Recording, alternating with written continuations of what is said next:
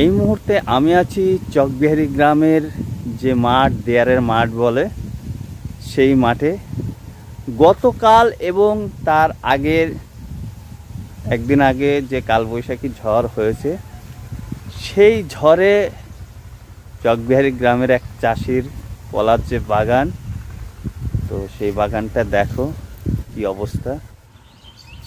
দেখো চকবিহারি গ্রামেরই একজন চাষি, তার জমির অবস্থাটা দেখো। আগেও একটা ভিডিও আমি করলাম, তো একজন বললেন যে কালবৈশাখী ঝড়ে, গতকালকে এবং পরশু দিনের যে ঝড়, সেই ঝড়ে তার জমির অবস্থাটা দেখো। তোমরা যদি এই জমির অবস্থাটা দেখো তাহলে বুঝতে পারবে যে হ্যাঁ, তার অবস্থাটা কি, মানসিক অবস্থাটা কি, সেটা দেখতে হবে। যে তার 1.5-2 বিঘে কলার জমি, টোটালটাই এইরকম অবস্থা। চারিদিকে দেখো, তোমাদের একটু দেখাই যে কি অবস্থাটা আছে।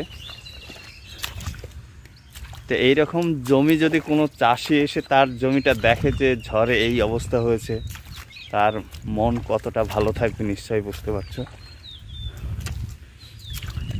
কালবৈশাখী ঝড়ে পুরো 1.5-2 বিঘে জমিতে হয়তো গোটা 50 গাছ হয়তো দাঁড়িয়ে আছে আলের পাশ দিয়ে, বাদ বাকি যা আছে টোটালটাই ভেঙে চুরমার। দেখো, তুমি একটা জমি দেখতে এসেছিলাম, তো একজন বলল দাদা ওইদিকে যাও, একটা জমি আছে যার কিছু নেই। পরশু দিনের যে ঝড়, সেই ঝড় এবং কালকের যে ঝড়, টোটাল 2 দিনের ঝড়ে জমিটা দেখো, পুরো জমিটা দেখো, তাহলে বুঝতে পারবে যে তার, সেই মানুষটার কত ক্ষতি হয়েছে, কত ক্ষতি হলো, সেই মানুষটার মানসিকতা কি আছে। এই রকম দেখো যে এই কলাগুলো ছিল, প্রত্যেকটা গাছেই ছিল, প্রায় গাছে। তো 2 দিন আগেও যে একটা ঝড় হয়েছে, গতকালকের যে ঝড়, মানে এই 3 দিনের ঝড়ে পুরো জমিটাই একদম প্রায়, এক কথায় বলা যেতে পারে সেই মানুষটা একদম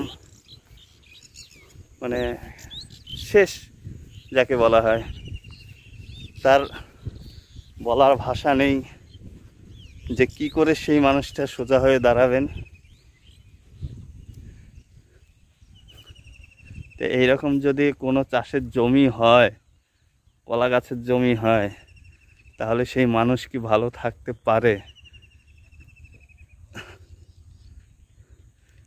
যাই হোক বন্ধুরা, সকলেই ভালো থেকো, সুস্থ থেকো।